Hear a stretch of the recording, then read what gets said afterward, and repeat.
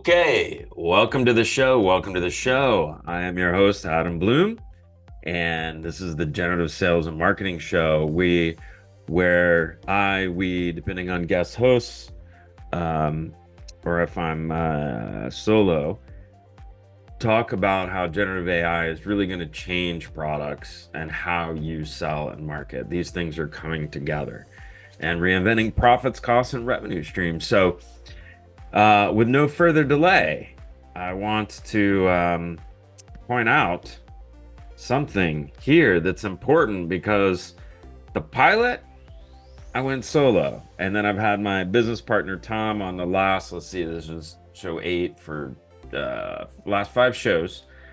But I actually have this t-shirt, and it is dangerous to go solo. So I'm not going to go completely solo.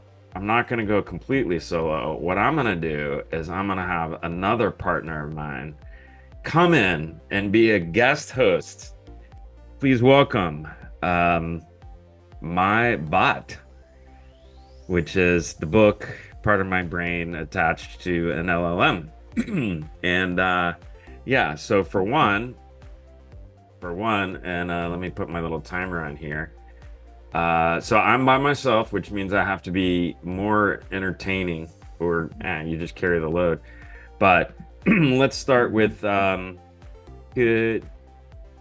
you speak Wookiee and summarize my Wookiee? I'm giving it a role like the persona in Star Wars named Chewbacca. I think that's how you spell it, and summarize my book. All right, let's ask if my guest host can do this. I should give this thing a name. Gosh. I don't know, I'll have a name each time we do it.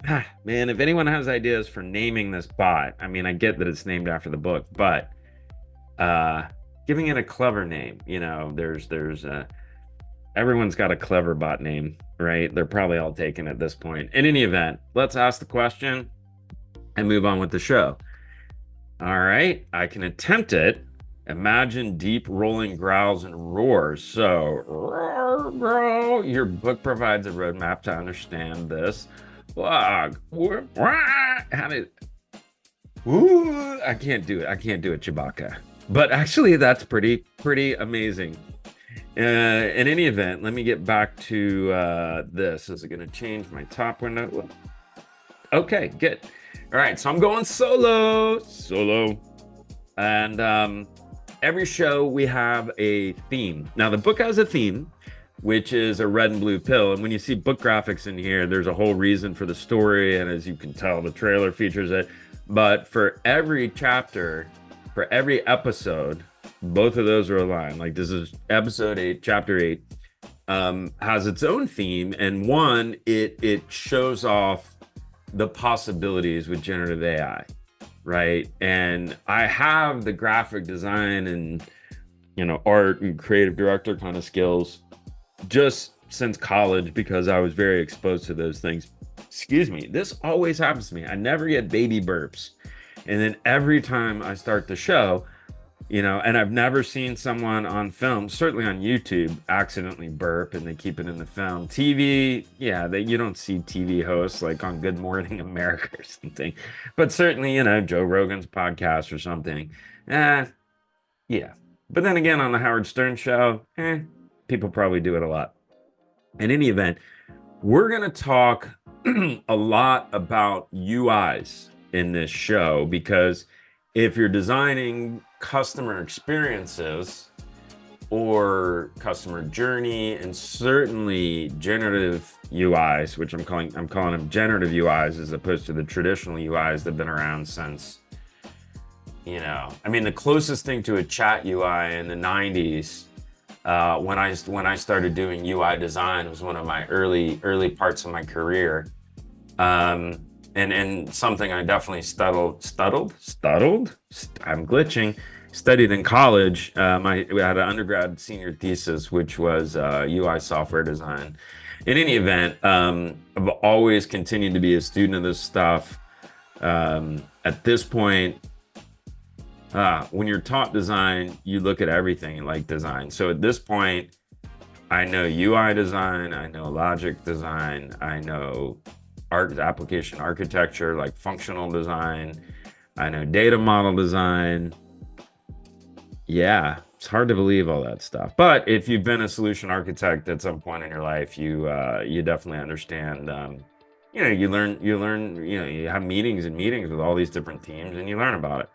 So I'm putting magical agent UIs because there's one level which we're going to talk about, which is getting from a normal UI to, and I'm talking things that are exposed to customers, a generative UI exposed to customers, or an internal, more internally facing one. The best one I would say is a bot builder where you talk to the AI to build an AI, right? Like, and all the major players have something like this. They're basically the sandboxes.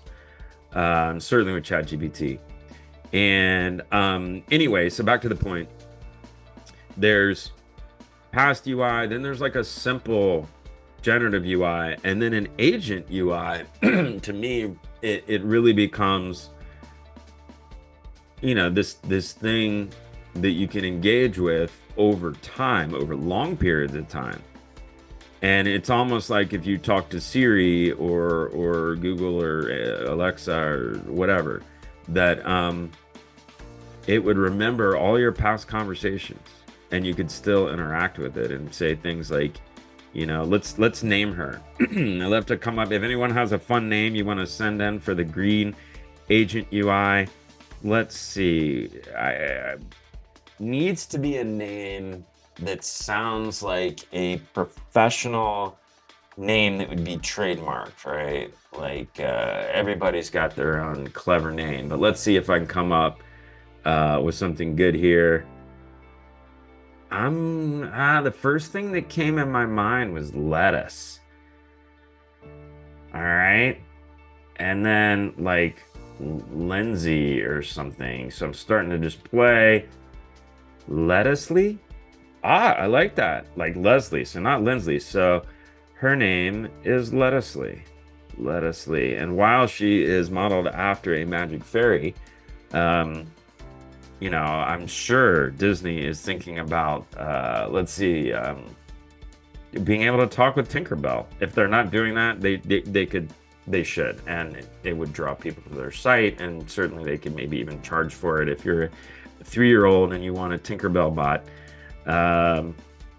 Makes sense as a new product. So how would you go about thinking through building a Tinkerbell bot? That's the theme. We got different bots along the way.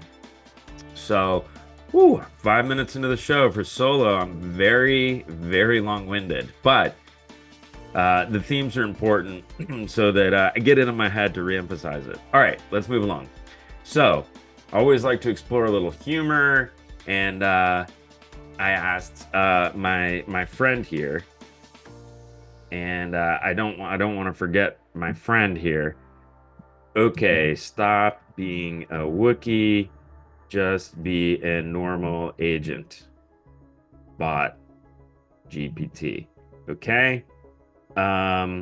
What would you say is the absolute most important thing to keep in mind if we are designing a bot-driven UI?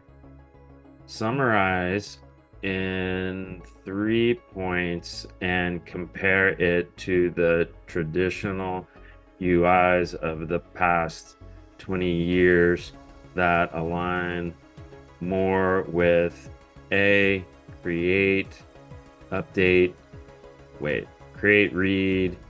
update, delete, which is CRUD, which is traditional transactions, and social media or blog apps, app UIs.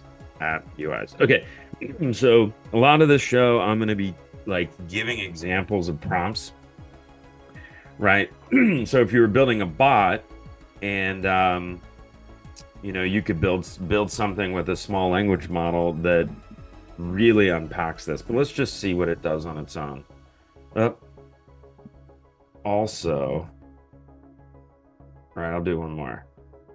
Also, give me 25 words on how this book can help with UI design thinking in terms of and these are now I'm getting into like just instead of a random one, a more thoughtful one, which would still require iteration and more, especially if you're going to automate. But give me in terms of bot GPT UI design. Okay, let's see how it does. All right, my special guest, which right now, until we change, we're gonna call Lettucely. Lettucely is the first bot. All right, so key considerations. Ensure the bot. So the first point is we're designing, summarize 3 points. All right, so first, yeah, so it's pointing it out, and then it's explaining this. And the book empowers UI designers to prioritize user intent, conversational, predictive assistant, crafting intuitive, proact. There you go. And this can be a salesperson. This can be a salesperson. You can program these things to reach out and ask the tough questions, which I know is a challenging discussion. I can't wait to have one of my friends who's been in sales ops for 20 plus years to talk about this. In any event, I also, so thank you, ChatGPT. Thank you, Lettucely. So, Lettucely, I asked her to as my guest on the show. I'm going to really see if I can pull this off, like my bot as a guest. But I like exploring the humor here, right? So this was my insert. All right. First, I want to, picture of a pickle cleaning a toilet bowl. So should probably give, I think it's a him. We're going to call him Pickles. Sounds like a dog or a cat name. In any event, yeah, so then I said, style the humorous names after the college football athletes on the YouTube show Bad Rip Leading. God, I'm glitching. Bad Lip Reading. So if you haven't seen Bad Lip Reading, it is absolutely hysterical. This is the ones that went around. I think the largest meme was when they had the songs with Yoda and Luke Skywalker in Bad Lip Reading, or Seagulls. Yeah, it's hysterical. So check it out if you haven't. But these are pretty good, so they basically have a real college athlete and then they lip sync some name like this over what their real name is. So, the pickle's name's Dylan Scrubadub Pottison. That's pretty good. Gherkin Swishy Splash McBride. Loving it. Pickleford Lou Brush Scrubwell. I can just, if this bad lip reading show, I just picture this one like Tom Brady, and he's like, I'm hungry, and he's like getting ready to get the ball. He's like, I need a sandwich. So the college athletes, Briny. So we've got McBride and Briny. Toilet Twister Sparkleberg. All right. And Crispin Porcelain Polisher Dillwater, right? We left out the I'm sorry, I'm very anal retentive. The quotes here. In any event, yeah, I'm not gonna I'm gonna have our guest host pause for a minute, but if you didn't see this, it's fairly recent. It's like towards the end of Q1. I mean, there's stuff been happening for a while, but towards the end of Q1. That's come out in the market where you can take a 2D picture of somebody and you can just make them talk, right? So if you see it on here, right, all these are moving based on feeding it a picture or maybe a video scan. I mean, the Mona Lisa, this could represent me, right? That you could pick any bot. So when we're talking about agent UIs, oh my God, when it's multimodal, you can actually have the thing start to act like a human or like an advanced bot, like, C3PO or something, right? So this is a big deal. At the beginning of the show, I talk about some of the big deal things. I'm not going to get into the details of what model this is and all that stuff, but point out, again, with the theme of the show, UIs are going to change. Oh, there's my hand. I already have a bot. If I feed myself the image and you ask my co-host a question, the answer could be done by a representation of me. And I think I just saw Reid Hoffman actually pull this off at scale for LinkedIn. So this isn't coming, it's here. All right. And I've mentioned this, I think, on the first show, the pilot, but the thing about memory across chats, all right, and memory is an important part of UI design, especially as we move up to more sophisticated designs. If you haven't tried this, you should go out to GPT, GDP, GPT, LMNOP. Anyway, and test it, right? Test it. Manage what it remembers, right? You're training the bot. It's remembering everything. It's becoming more precise. It's learning how to communicate with you, which you actually do see in Siri and some of the other apps. And then you can manage what it remembers. That's insane. That's insane. So when you're in the UI for ChatGPT, I'll just show it. All right.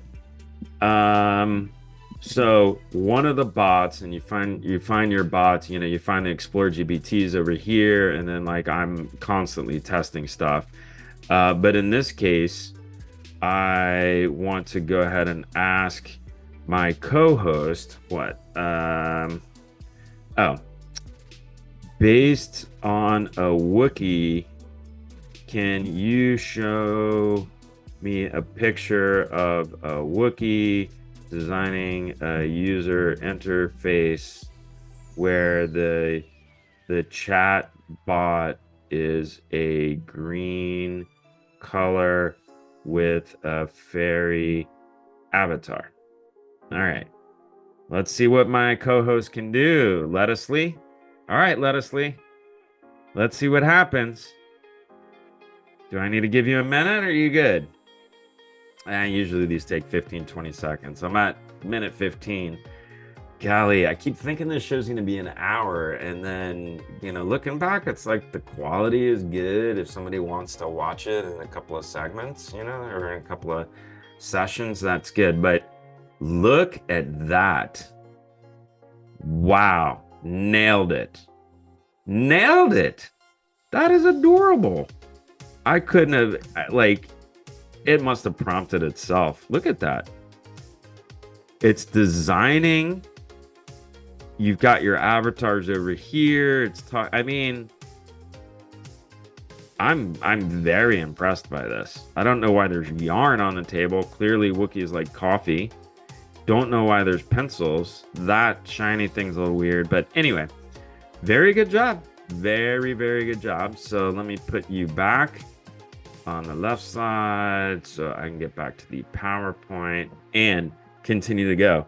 I'm really thinking that, God, it's just so interactive. Now I have a co-host that's an expert on everything and can draw pictures of it really fast, So if you haven't seen, and also for C-levels, in the show we do some fun things to get multiple perspectives of it and use art and visuals to compare to language, to text. But if you're out there and you haven't seen Vertex AI Studio, this is where you can really start to build bots with Google.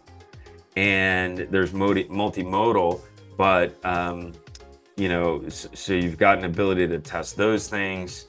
One of the elements here, and I don't know if did I keep it? Oh yeah, here it is.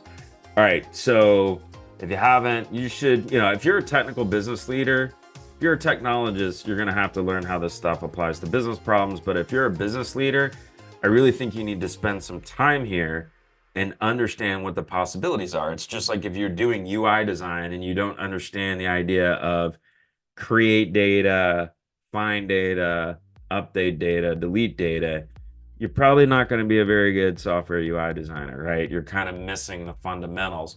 But on the back end, that's just store this data, bring it back.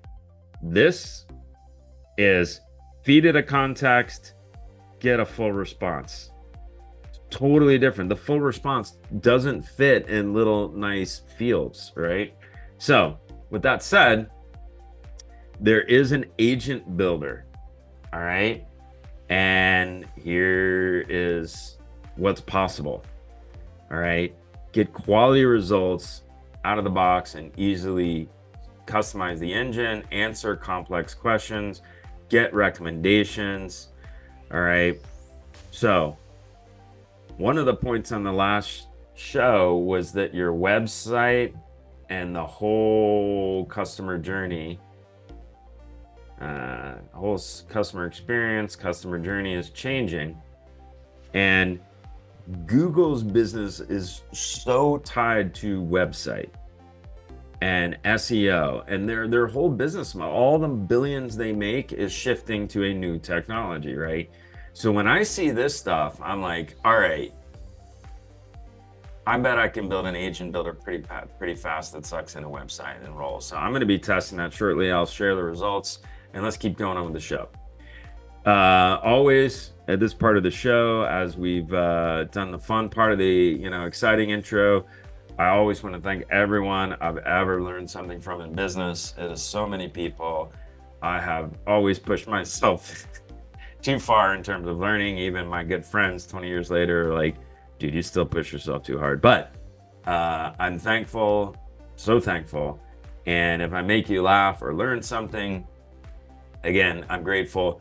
My co-host for the last few shows, I always kid him about he doesn't, breathe when I'm saying it, but it's like just kind of a meditative point to get focused and kind of be like,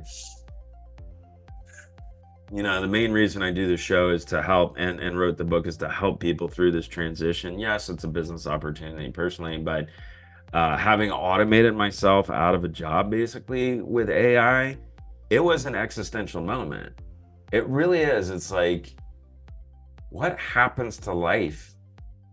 And that's a lot of people are asking this. And so if you go through this book, if you spend time with these shows, I promise I have helped lead and advise so many people along their career. I do some of that in life coaching everywhere I've ever worked with my peers. I mean, we talk about navigating our careers. So I'm telling you, I put my heart and soul of experience into this to help you navigate. And I don't care if you're a CEO. I stopped counting after I worked directly with 30 of them.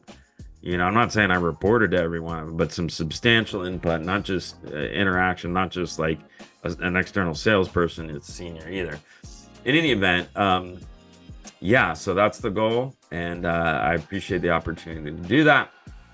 Always dedicate the show to my daughter. Always dedicated the book. And let's keep going. So we start off with what I call the GEO corner, whether you're a lower level manager who's the CEO of their career, or a middle manager who's the CEO of their department, and so on, or a consultant, or a small business owner, you're the CEO of your small business. The point of this is to give the high level view that a Wall Street executive or somebody that wants to think like a top MBA person and has acquired a lot of the knowledge and information that a CEO needs, or Harvard Business Review addicts, would fit this. So there's millions of people out there. That's what this is intended to focus on and really connect with the main theme. So we're talking about magical agent UIs, right? And so the GEO point of view, I give these simple filters. Again, I got it to create this, and I used a PowerPoint interface, not in an agent mode, but I guarantee Copilot, I might be able to do that soon. All right, to make those images transition. So the main point I want to have right now is that in the normal past UI world, and this is UI, UX, CX, CJ, right? The digital versions of your customer or whatever interactions, all right, the norm for those, and you probably, I don't know, depending on the company, you don't have one UI, right? In software, you're going to have one for documentation and one for marketing and one for, I mean, there's, even though they might be content rich UIs, there's many of them. Typically, you don't have one clean interface. Now, in the B2C world at scale, that's different. But these all have, again, like rows and forms and buttons to put create, read, update, and delete data. Or maybe you've got more of a social, thing. Even if you look at Word, yeah, that's like yet another UI, or your Google Docs or whatever. All right, that's the past. Here's the future. Here's where we are. Past, future. What's really possible, all right, is I say that we're going to talk about generative customer experience and generative UI. All right, that's what we're going to get to in this show. And yes, I think I've just decided I am going to go with this show long because this is one of my favorite topics in the history of my life, UI design.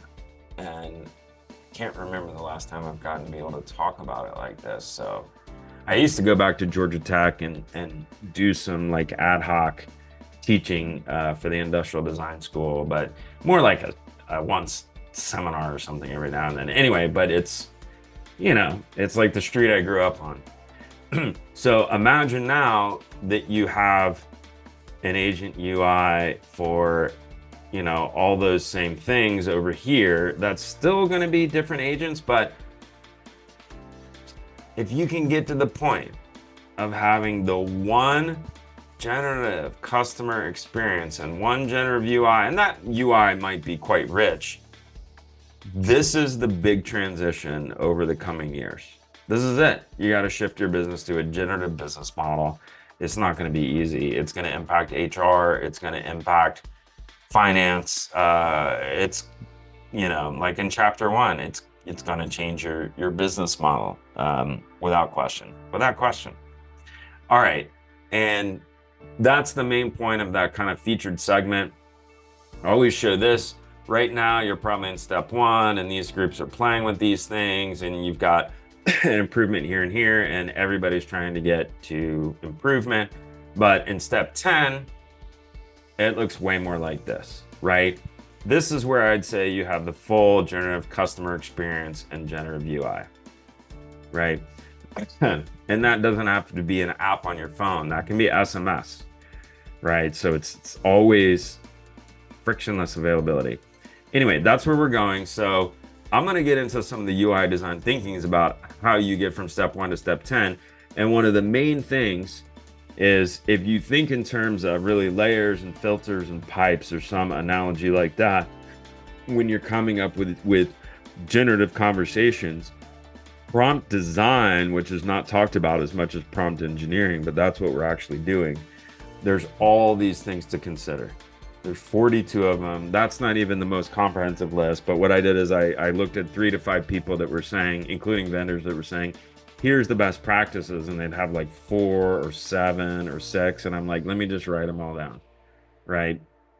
And I'm sure there's a bigger list. Actually, I've seen some infographics that are probably better than this.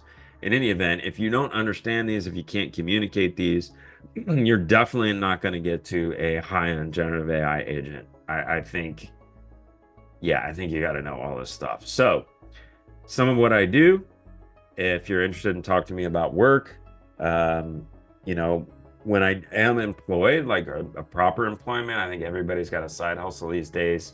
That comes first, but there's the show that I do, and there's educational things. I've been an advisor for an incubator / venture studio for the past 2 years. This guy's awesome. He's had like 5 hits. It's amazing. Anyway, if I'm on my own or between gigs or something, certainly, the consulting, fractional stuff, feel free to reach out to me. You can get to my website here. So here we go. Again, I use the backgrounds here and the foregrounds and the subjects in each show. So the last bot was Lettucely, and I messed this up again. That should be a 3. That should be a 4. So like most shows, we're going to do the fast chapter recap. We're going to do an overview of chapter 8, which is what I want to really spend some time unpacking for you UI designers and those managing them need to think about. And we'll fill in some overview and some whiteboards. But for now, let's see. Instead of Lettucely, I'm gonna ask, is this Pink 3PO? Pink 3PO. All right, let's ask Pink 3PO a question. Oh, like we're going to the whole Star Wars theme by accident here. So, please play the role, please. So, one thing I forgot to do here is show you the at thing. I got so excited. So if we go back a few slides and I was talking about at mentions, I would say at Dolly. So I'm bringing Dolly into the conversation, but it could as well just been the report analyzer. And I can have that bot interact with the history of the conversation. And this is a very lightweight way to create middleware. However, and I was in the middleware business for years and years and years. However, you don't need a programmer. You need to know how to program the bot to talk to another bot, right? So, gosh, sorry I forgot that. Let's go back to Pinky. I was going to ask it a question, but let's move on. Pink 3PO, right? All right, so, oh, well, this will work. Forgot I had this here. Please write a song about a pink robot, make it in the style of reggae with Bob Marley as the singer. Put it in the key of E with a 3-chord progression. Give me 2 verses and a chorus, include a reference to ganja, 3 little birds, and Jah Rastafari, right? So it literally goes 3, like EAB is a common blues tone, right? And in blues, it's called a 3-chord progression, and it's like, you know, there's a red house over yonder. That's where my baby used to stay. Actually, I didn't do that very well. But if you think Jimi Hendrix, if you think, golly, there's a red house. Yeah, all right. I screwed that up. Anyway, yeah, there's a robot of pink, heart of steel, looking for love, ganja in hand. So now we have Pink 3PO. It must live in Colorado or California. The 3 Little Birds restaurant, the prayer to Rastafari. Oh, teach it to love. Very Bob Marley, right? Oh, pink robot, don't you fret. You're more than code and so wait. Our love is here. So actually, I could tell my bot. Wow. I wonder if in multimodal I could have it sing it. In any event, I could put this in Suno, and yeah, it would be insane. I think really kids are going to be building these for fun and sending them as entertainment soon, just like TikTok. You know, why wouldn't you create a cute bot if you knew how? In any event, Lane Parv downline at Nin website Thankton, which is actually Elvin Cinderan, right? If you're a Lord of the Rings fan, but that means in Elven. Free book download at my website, and I'll put me over here. No, let's go back up here. Free book download at my website. Please follow along, but I really don't want this show to be like a bunch of just subscribers. Like, ask questions, challenge the thoughts, send me something funny. You know, the goal of this show is definitely to help business leaders, right? And we also, or I also think, and all the people I've talked about so far, that you know, business thinking technical people will want it too, but want to go on the journey together. You know, I'm gonna have some people on and talk about career path stuff, and it's not gonna be easy. I promise. Once you see yourself being automated with AI, being fearful of it is one thing. All right, actually going through it is a holy shit moment. I promise you. And I never cuss on this show. We've done it twice, you know, because my mom doesn't like it, and I'm kind of like, you know, I like to drop an F-bomb every now and then. I just do. It adds color without overdoing it.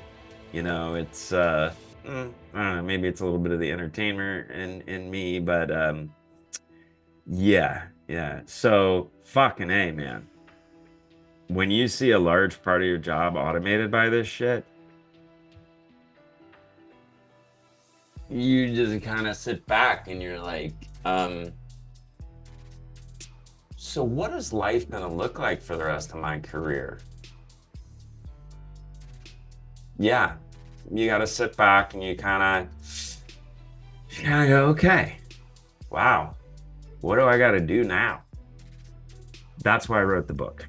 That's why I'm doing the show, so that you can answer that for yourself and it can help you accelerate through this. All right.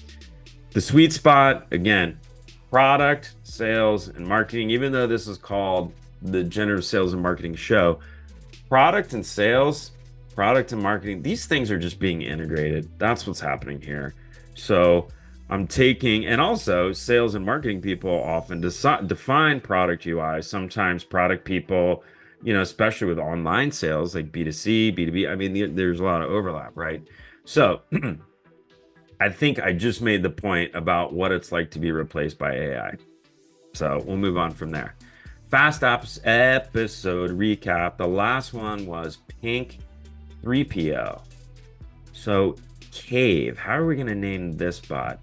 All right, let's ask my guest hosts.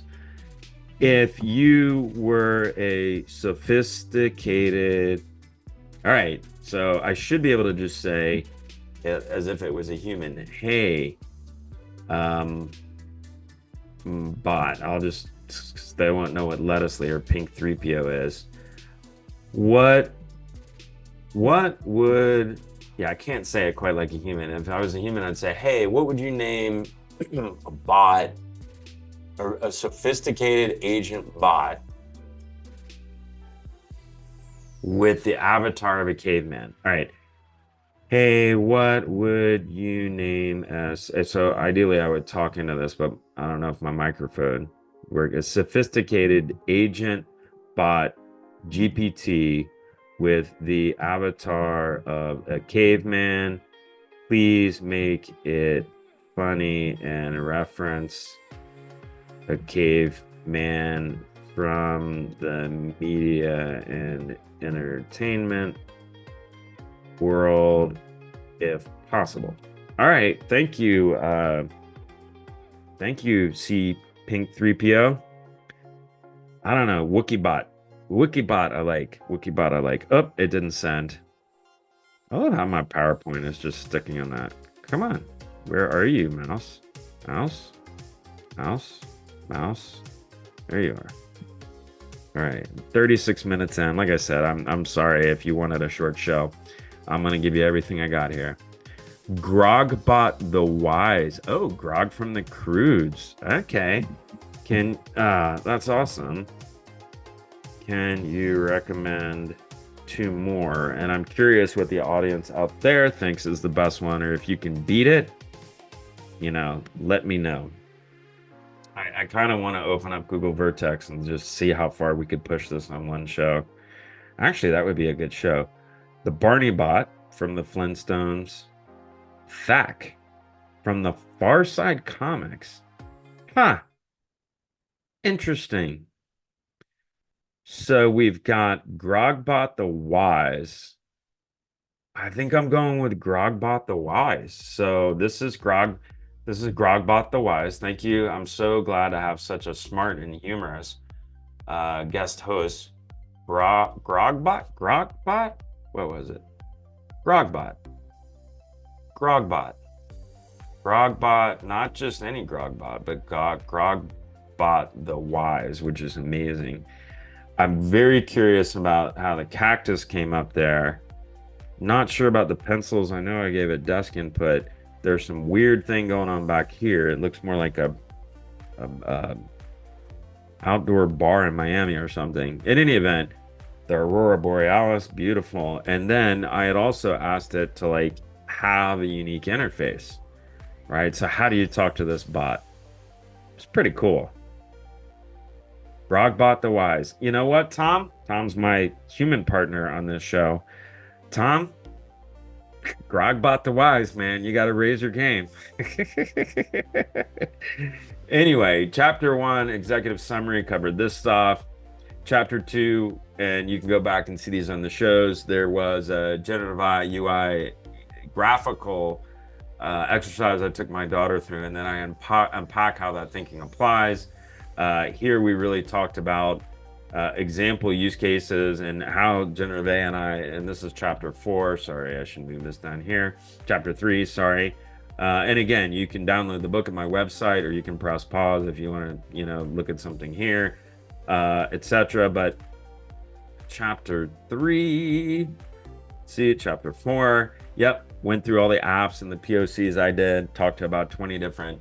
Worked with about 20 different startups on how to add generative AI. Yeah, org and budget changes here. This was for C-level budget owners and people that think about organizational change. But if you're in the organization, I think you should also understand how the organization might change. In any event, that broke down the business case, all right, and the reality of the productivity.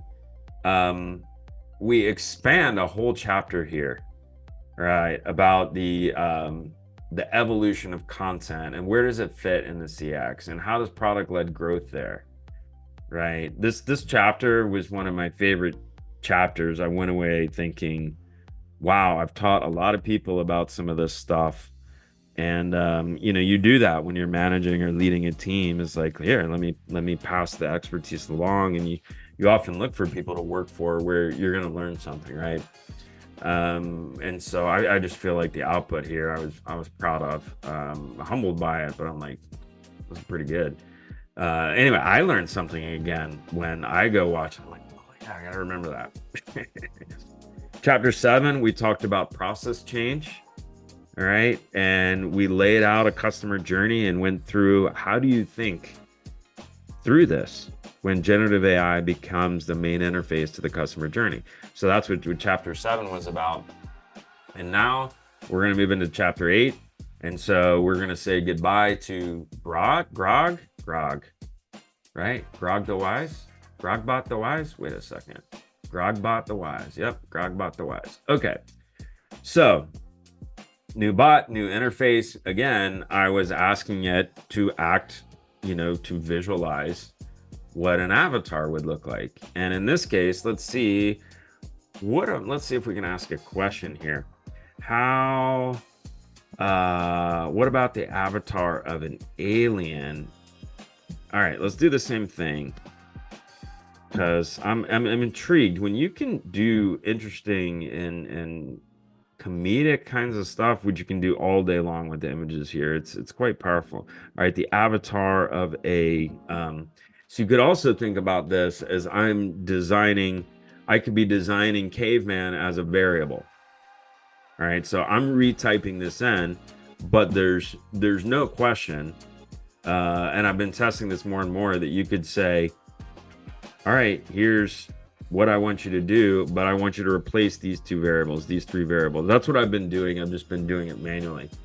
Anyway, an alien, and please make it reference famous aliens from the media and entertainment world if possible. All right, so let's see what Grogbot the Wise does, so we can name this one.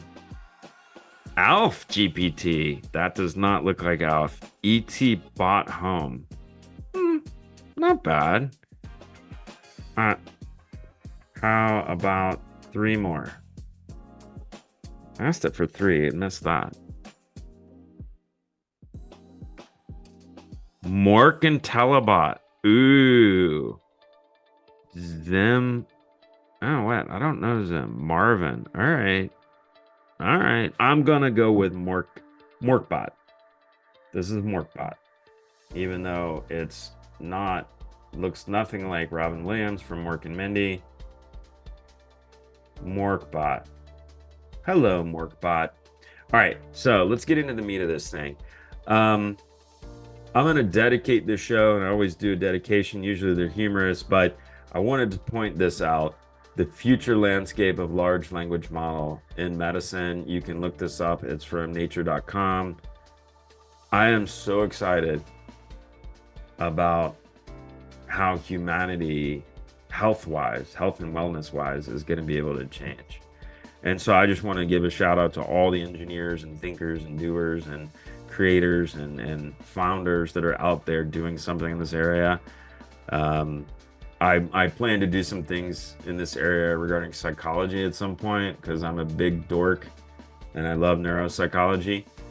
And it's because I went through a really hard time in life a while back. But yeah, so go get them, man. This is going to be awesome when you can start to help people, you know, lose weight, stay in shape, eat healthier. This is where the world's going. Take care of themselves better. Finally, preventative medicine, like paid for by an insurance company, is the real deal. And reinventing insurance and pharma and all that, it's going to force it. So these are all good things. Anyway, here we go. Chapter 8, UI UX prompt design. 45 minutes in.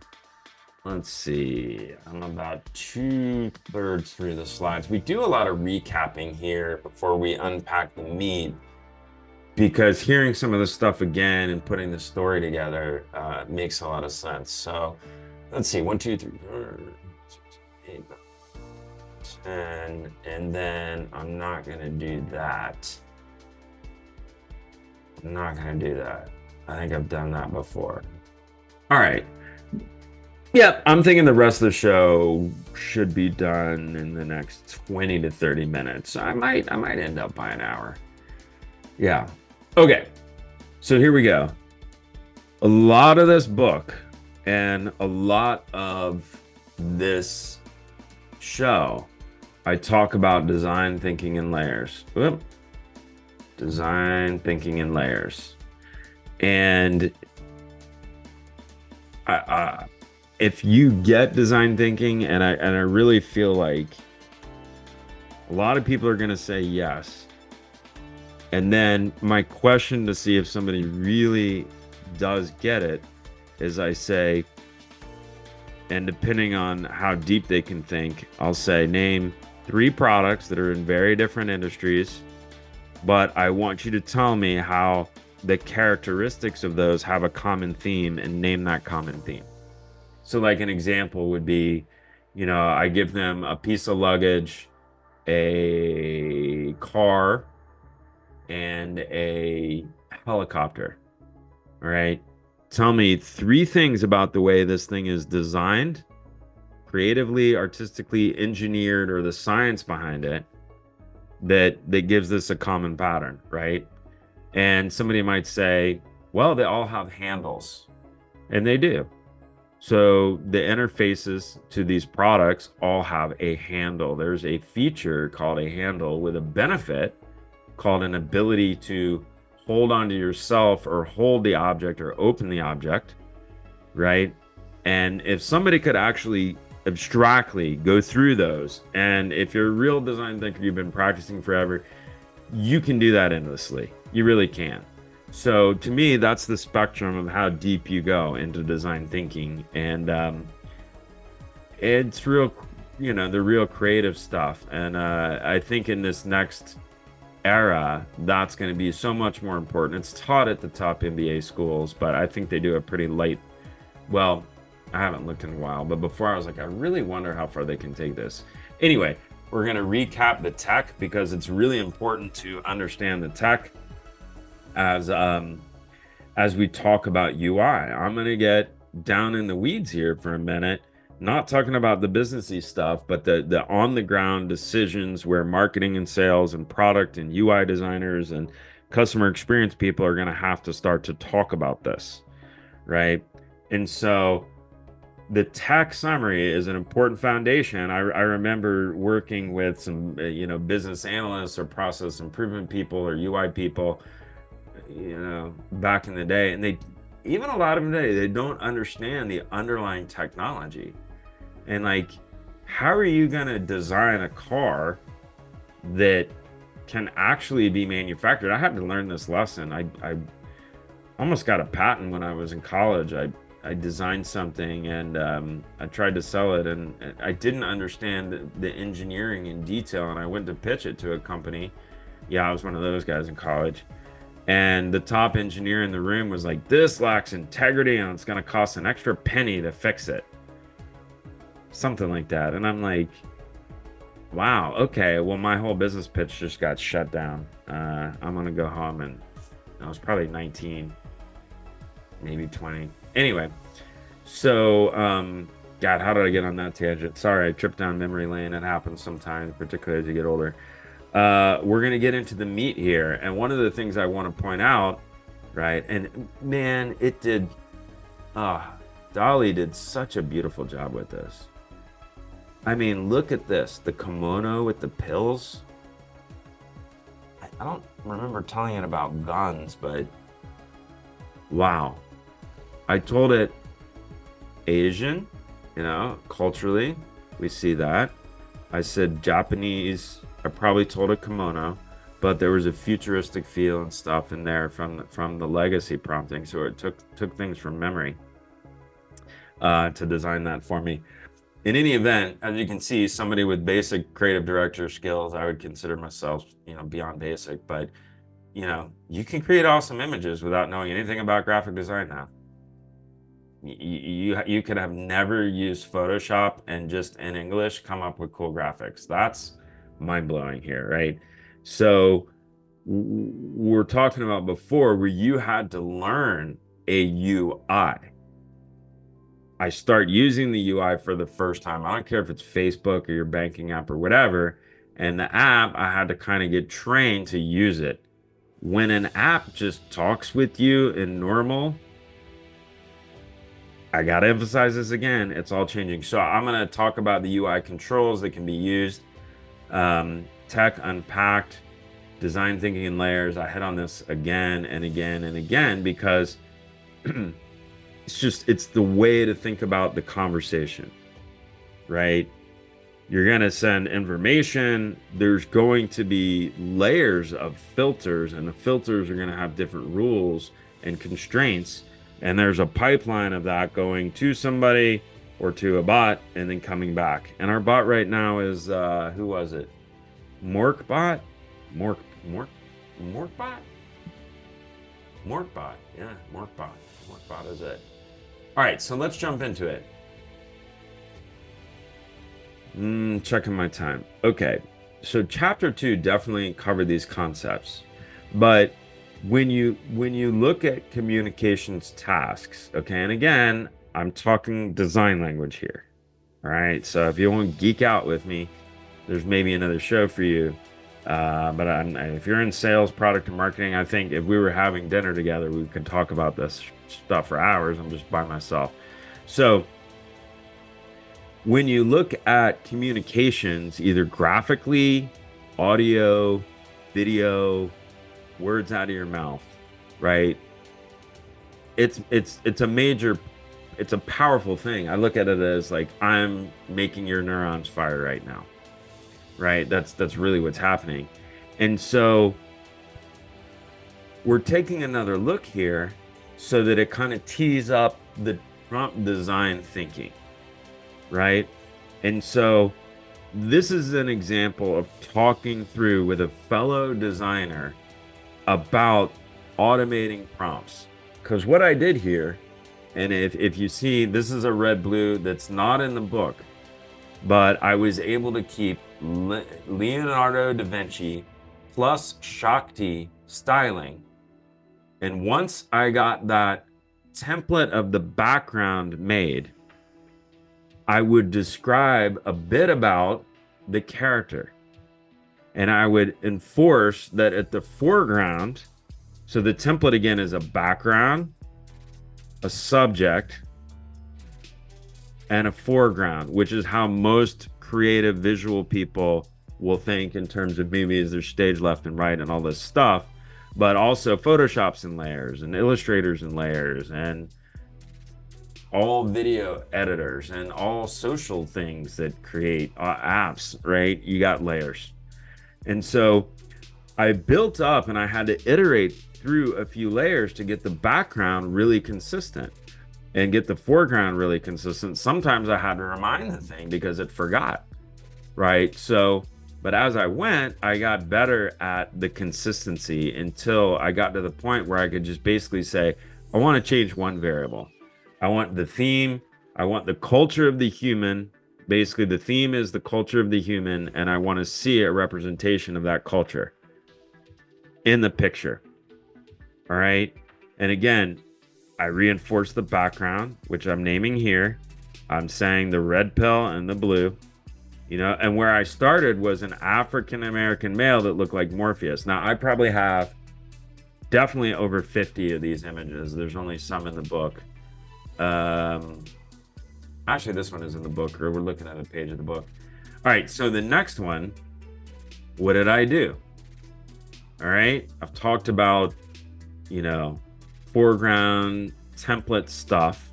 Here again, I had the Shakti and Michelangelo style, but I asked it for more Ganesh.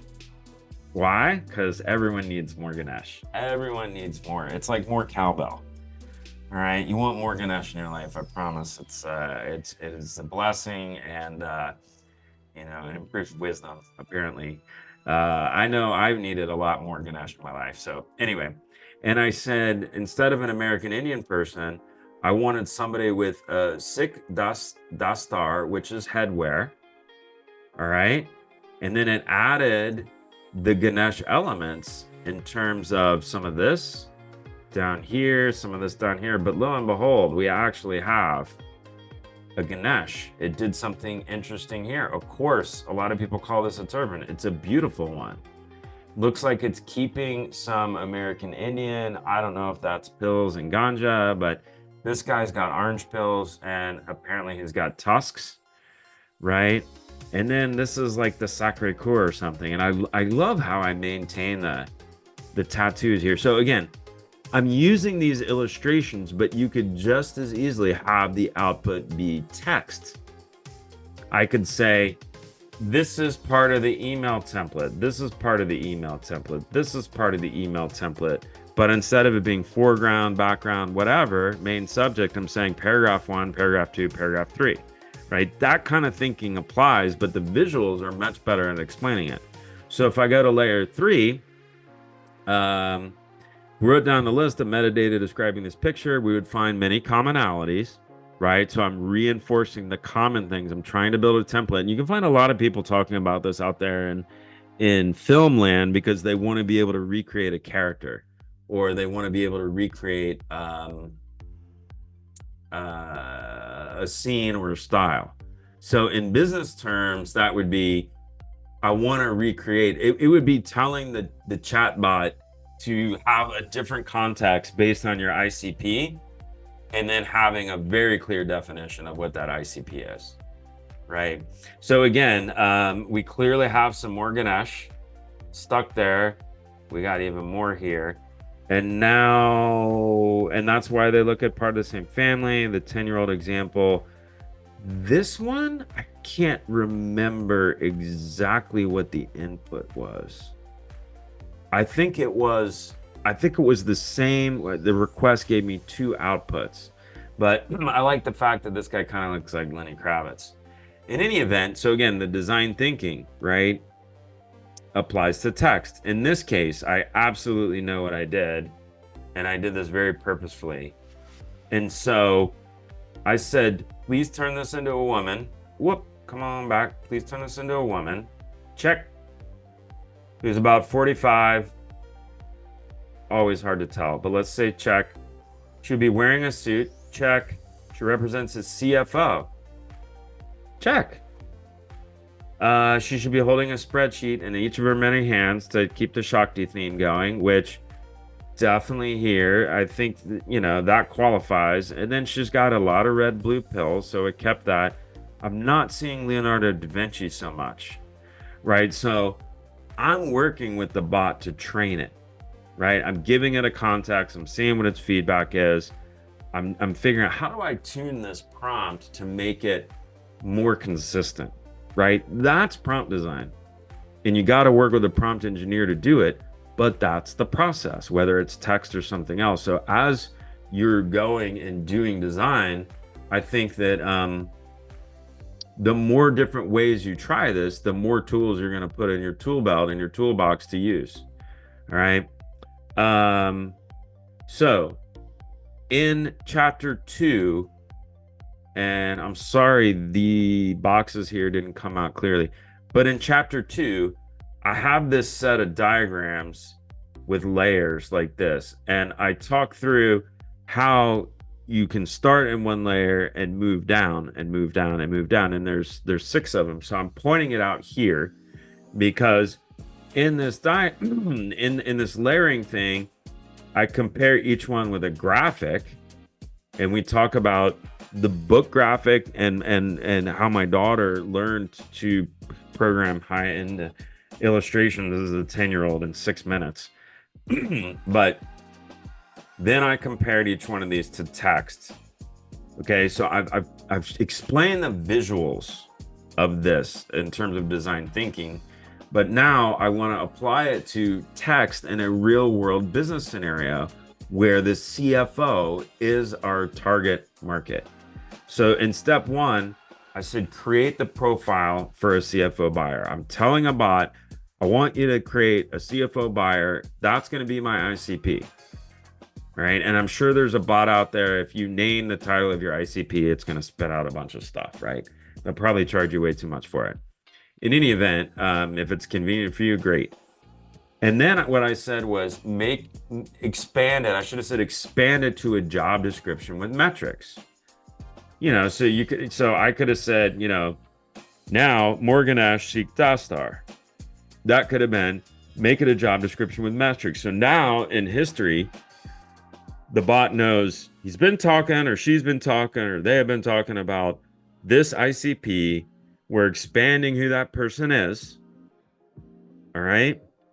The next filter I'm building is map our top customer results as a software company. So I didn't put a lot of customer results in my book. But if you were to load like a case study, customer success results, things like that, you should be able to say, all right, I need to expand more, but I could have said for every metric, give me an example case study. Now, the UI for that could be something a customer just asks, a bot that you program in the background, and it's just like, I'm a CFO, oh, you're a CFO. Is this what your normal job? Actually, this is a really good idea. Anyway, you probably know where I'm going. So design thinking. Whoa, I just changed my size. I guess I'm smaller now. Anyway, so let's keep going here. I'm right at an hour. This is good stuff, I feel like, so I'm gonna keep going. Let me pause off camera for just a second and get some drink because my throat's getting dry, so I'm gonna stop video for a second. Again, excuse me. Please, if you have questions, if you are a UI designer, I'm going to try to get a couple of UI designer friends on the show. But ask questions. Tell me to unpack this. Ask me where something wasn't clear. All right, so this one I'm just going to ask folks to read. All right, on the left, that's typically what you see if you're interacting with this stuff. But what's happening behind the scenes for a large language model is you don't necessarily see all this stuff.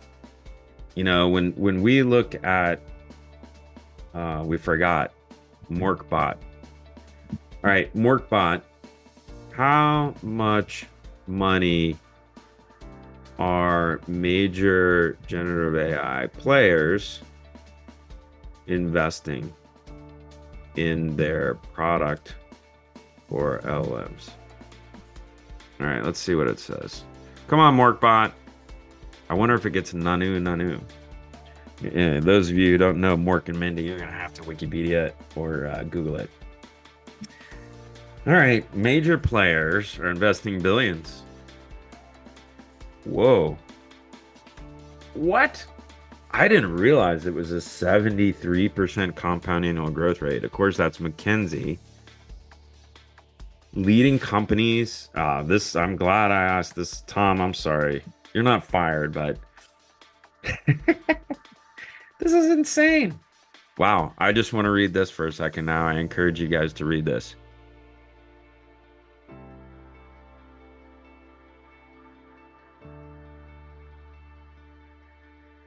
Yeah, this is just insane.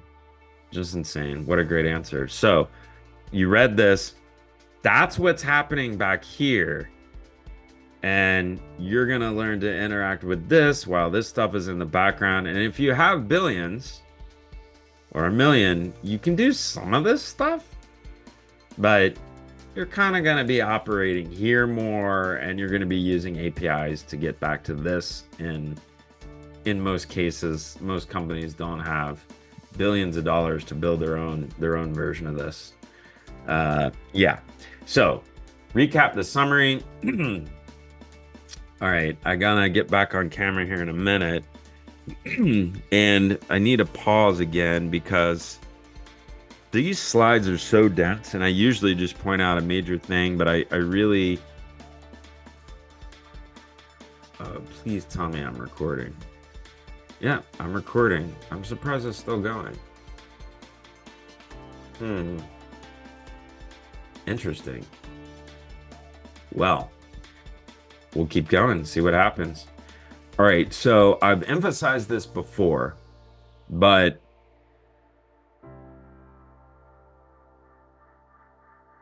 I think I'm going to spend time with each bullet because I've said a lot of this. So this is what I was talking about with UIs earlier, right? You got Facebook here, you got Salesforce there. All CRMs look pretty similar. All social media has similarities. So you had, yeah, list views, form views, you would have CRUD, you would have Report BI UIs, you could have social media and wizard views. There's a few others, right? You had like Google Docs versus Word. You had some other stuff. And then we had these major application trends that were billion-dollar things. But CRUD thinking, forms and lists, it's 40 years old, actually.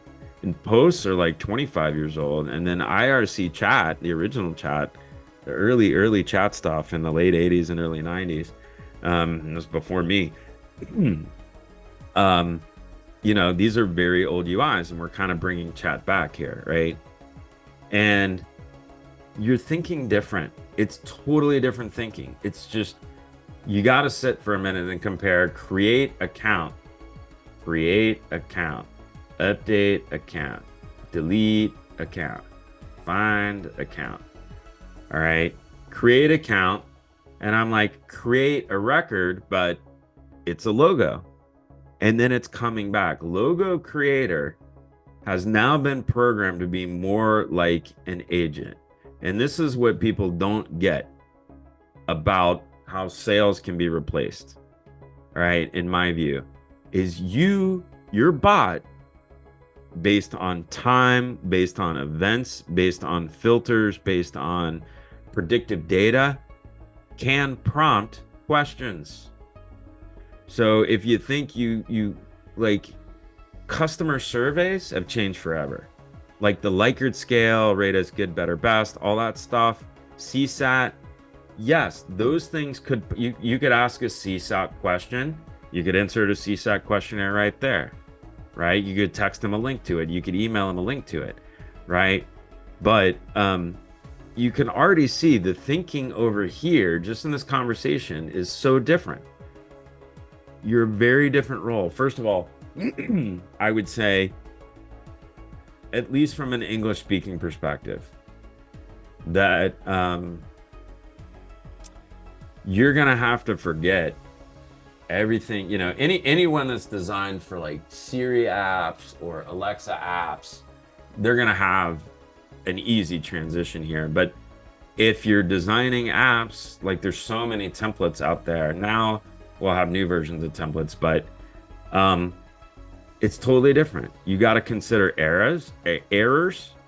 You've got to do feedback and iteration. A really really, really good exercise. This is talking to a friend of mine the other day that I do some advisory work with, and he's built and sold 3 companies. He's just been a very, financially successful. He's a good guy too. And I was saying, you know what a great exercise is for your new app idea? A great I want to put the video back on. A great for app idea. A great exercise is do the use cases, but forget what the UI is, and just pretend you're talking to the thing. So the thing starts with, hey, we offer XYZ product or service. What kind of questions do you have about it? It's almost like somebody walking into a retail store and having a human, but you're not getting handed off to call the call center if you're returning something or whatever. So just going through a conversation, like literally script it out, like, I'm going to ask about this. I wanted to answer that. Then I wanted to give me offers of 3 choices, and then blah, blah, blah, blah, blah, blah, blah. Go through that and forget about the traditional UI thinking. You got to put it over there for a minute.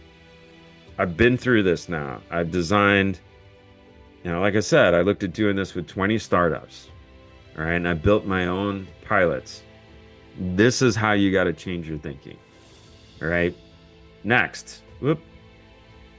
Next. We're doing pretty good on time. All right. So the prompt UI, and I want to point out, MUI, which is part of the React ecosystem. React's the largest, I believe, still front-end JavaScript framework. I think it's the largest ecosystem in the world. In any event, MUI, and I think MUI is based off a Google library. It's a library of components, right, for the UI. So you see a bunch of this stuff on the left, and there's many, many more. But what I did is I went through the UI. I went through the whole knowledge base here. I don't know, there's 100 of them or something. And what you start to see is these prompt controls show up around the chat. And it's been there since day one, but as these companies are expanding, this is what you want to pay attention to. And I think UI designers naturally gravitate towards that. But if you're not spending time thinking about UI design all the time, this is probably more of a point for you, right? And are we still on Workbot? Still on Workbot? Is that where we left? Yeah, we're on Workbot. Okay. All right. So any one of these, my point here, and by the way, this is the one that's in the ChatGPT playground stuff as is. So you've got a drop down, you've got multiple sliders with different meanings. Actually, not sure I have to go reference that, but again, sliders. Okay. These are things that the end user wouldn't see, but they're still kind of hard-coded inputs, right? And when you see like on Bing Copilot, it'll have like a button that says turn, like if you create an image, it'll have a button that's like, do you want this to be in the style of Matisse? Do you want this to be in the style of Salvador Dali? Do you want this to be in whatever style? And so these buttons are feeding the bot, not through, a description, but yeah, I just want to turn it into that. So we start to think about, when do I want to prompt them with something very constrained? All right. We see copy, cut, paste, and share. We see checkboxes. We see switches. You can absolutely do stuff like this. Of course, search. You could do things like, all right, with Suno, it basically tags the song with 3 or 4 genres. So you could tag a whole dialogue as CFO dialogue, right? You can rate your stuff. I've seen outputs from a chat GPT with a multiple input like wizard form, and out pops like 10 pages of text for a solution architecture design. I actually saw one the other day that would output a 150-page book, and it did it. The way I read the quality is it was flowery writing, so some people might really be entertained by that.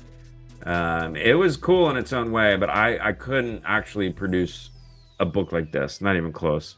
Right? You got steps, like we showed over here. You got these things, sliders. Yeah, you can put in time.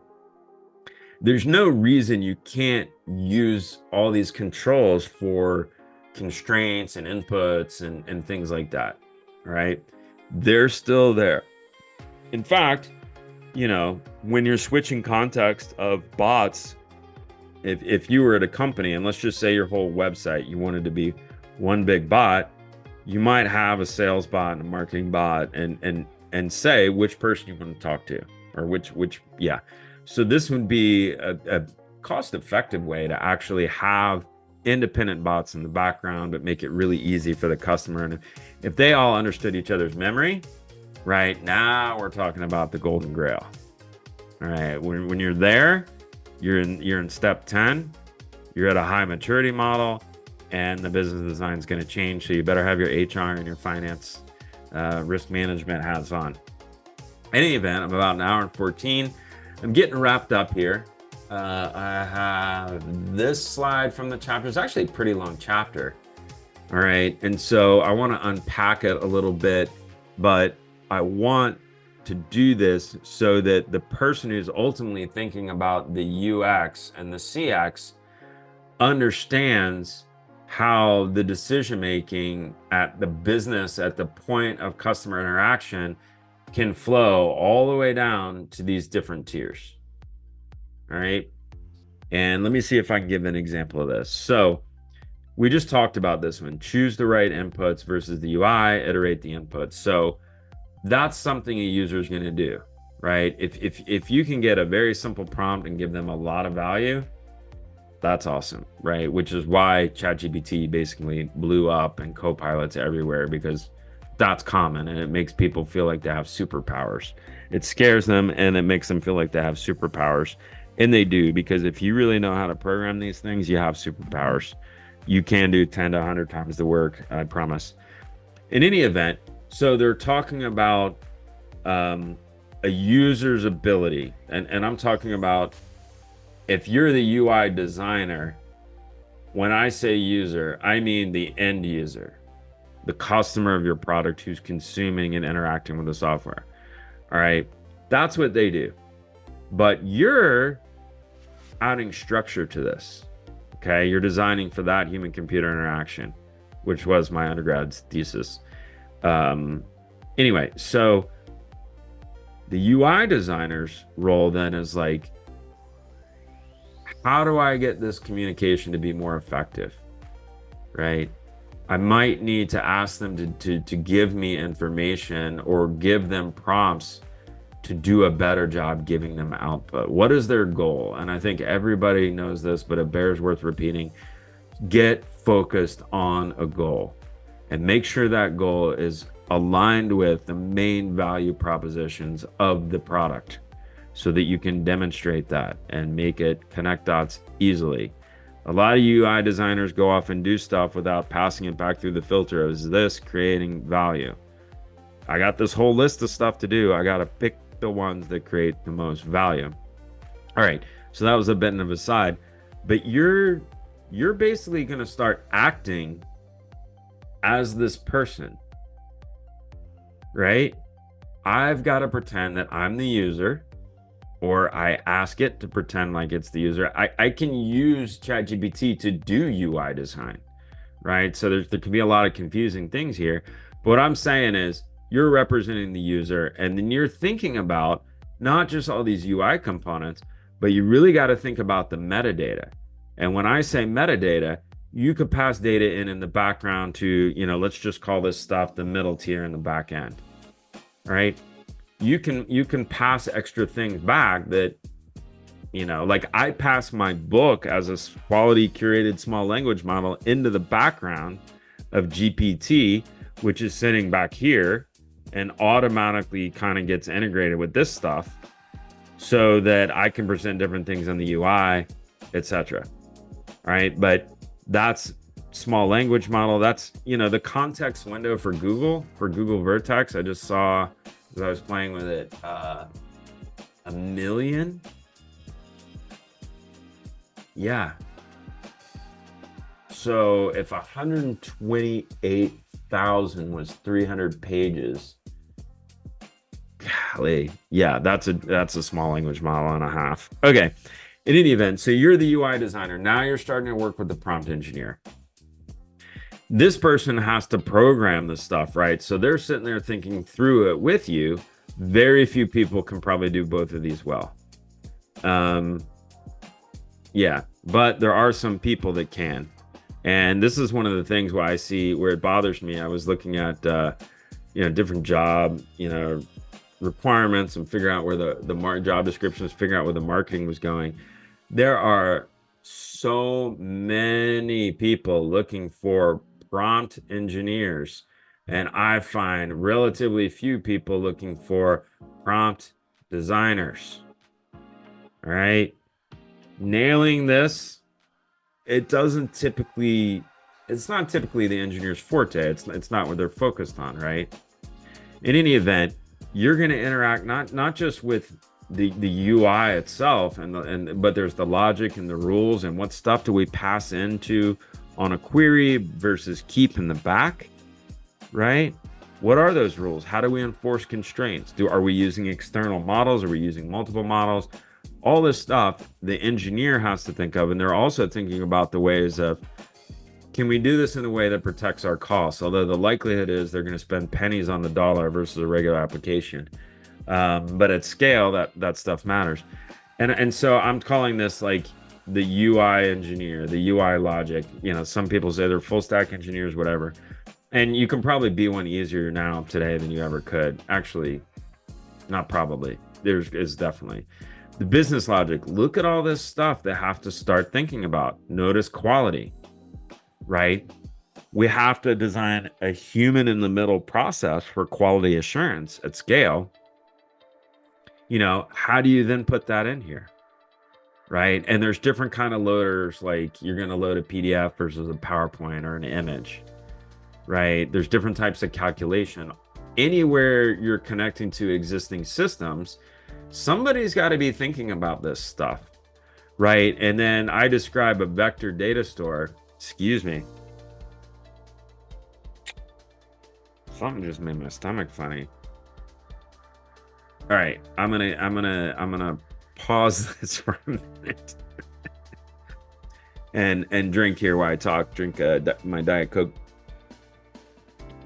All right, so I think you get the point of this one. I know I've been long-winded, but I'm really trying to spread what I've learned. And let's keep going here. So let me put my video back on. All right, so I go through those same things again here. Come on. Same things again here, except it's horizontal. All right. And I'm explaining input and output. So the input from a user, you have limited control. On the output, we can actually ask the user, like every time if we wanted, am I giving you what you wanted, right? And this is a top use case, right? So if somebody has a thumbs up, was this answer good or bad? It's because they're putting that data back in the back end. It's historically been collaborative filtering, but that's used to improve the outputs, and that's a mechanism for training. And I want to point out this point. UIs train us. When we look at a UI, it's communicating to us that it can do things for us. Press a button, bring up an account list, post social media, whatever. At some point, you saw that UI for the first time and you had to learn it. And it's going to be even more so with this, because it's just dramatically more. I'll put it this way: the richness of interaction through words compared to a bunch of buttons on a screen. Yeah, It's crazy. So again, controls can be added. We can ask for additional info. A lot of times in this point, if you've been going through the iterations of the design and you're realizing there's variables, there's elements that you want kind of templated to reproduce, like I've shown you in these graphics here, to reproduce an output that is highly filtered, constrained from craziness, and kind of does the same thing again and again, still generatively.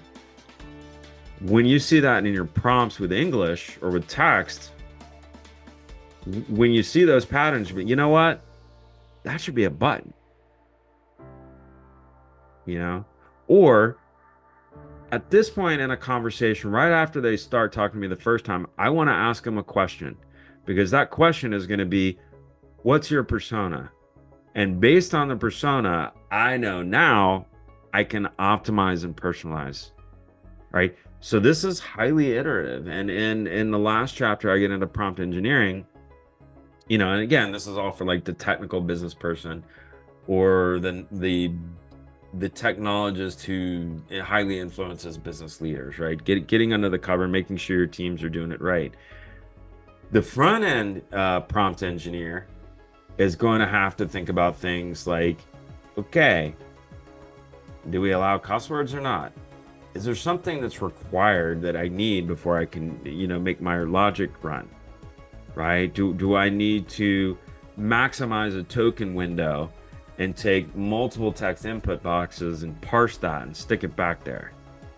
Do I have other constraints like, in the language, since it's a CFO, don't use flowery marketing words like this feature is fantastic, right? You may also be thinking about steps of input. If this person's designing a wizard, that's different than if there's, if they're like, there's the chat is 3-step wizard, right? That's different. But you might have to be thinking through, all right, for me to improve the quality of this output, I think we're going to need to provide examples of a response, right? And the UI designer might not know that, but that's a real case that'll happen a lot. And then the backend logic, right? This could be the same person. They're different at scale. But this person is going, okay, based on the business requirement, first of all, based on the user's goal and the business requirement and the design and the specification and what we're developing up to this point, can I do this all with one giant LLM and just retrieve that data? Or do I have a second thing to retrieve from? Where is the data, right? Is it in another system? Is it in an API? Is it in Redis? Is it in Amazon's database? Is it in Postgres? Whatever, right? Loading data. A lot of this use cases here are about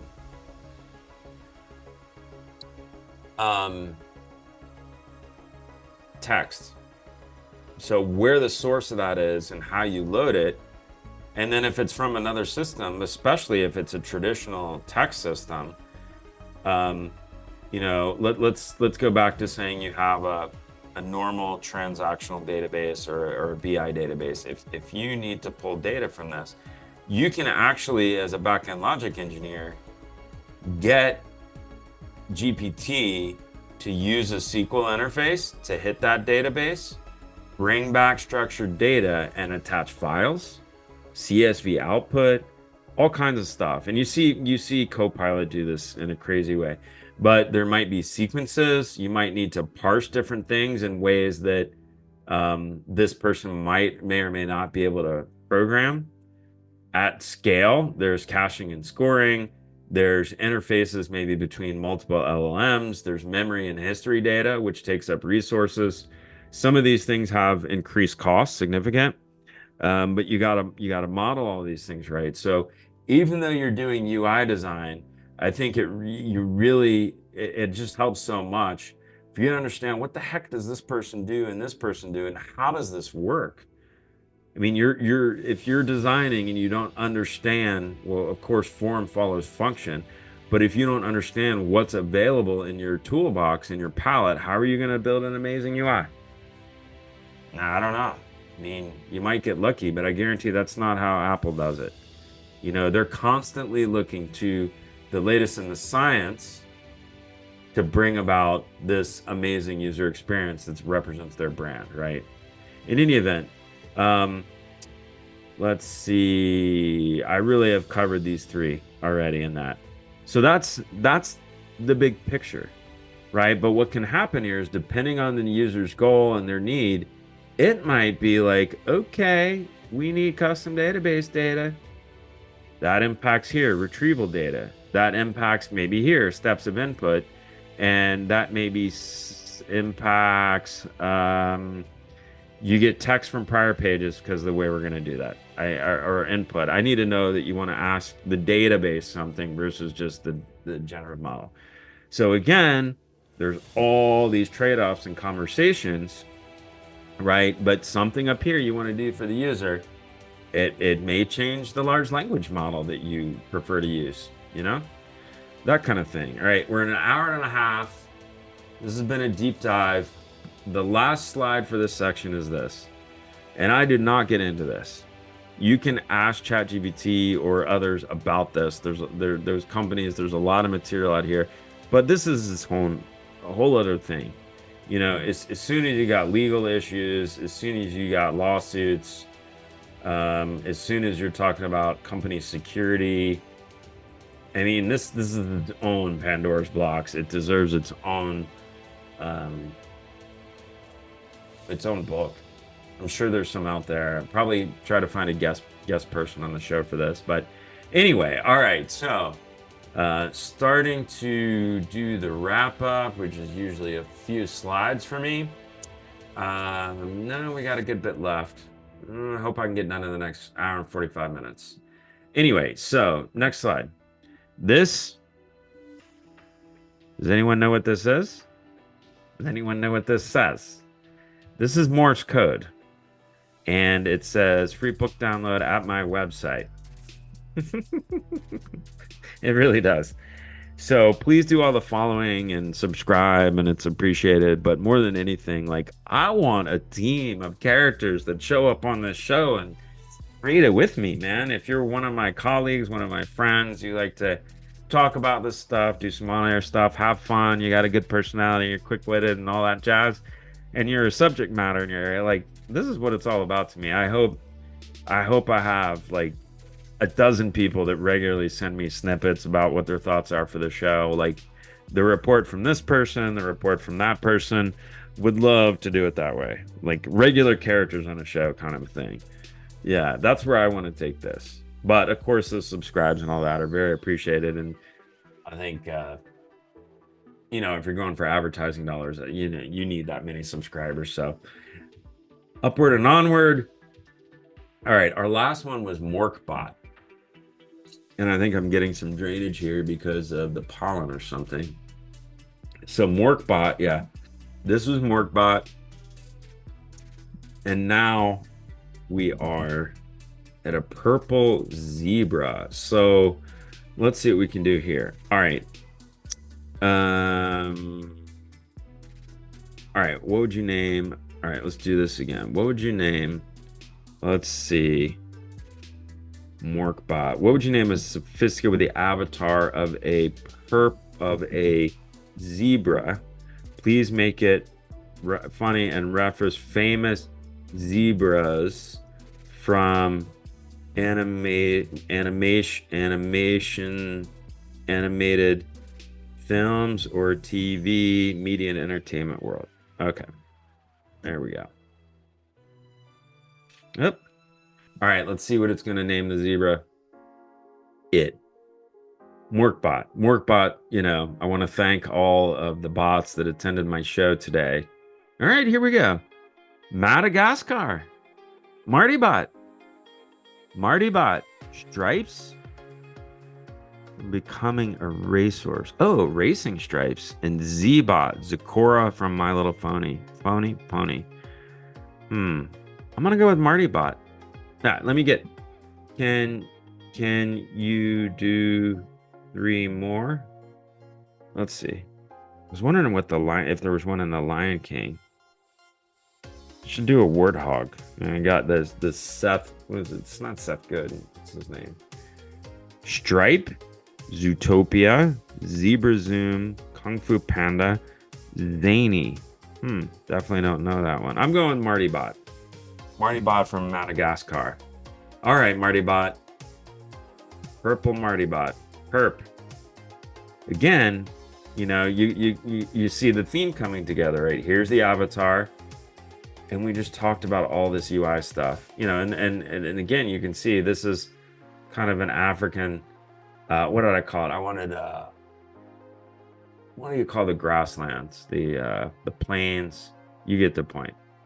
All right, so Zbot, I think in this show, I normally do some more whiteboarding, and that would be segment 2, but we kind of push that stuff up in the show. So I just want to give a shout out to Zapier. I dedicate these things again because I don't have sponsors figured out yet. But eventually I definitely want to be able to explore that. And Zapier is doing some pretty cool stuff. They've seen him grow over like the past 10 years. It really went from like a not ready for prime time, middle large business kind of middleware to, oh yeah, great option. And they've been doing a lot in this generative AI area.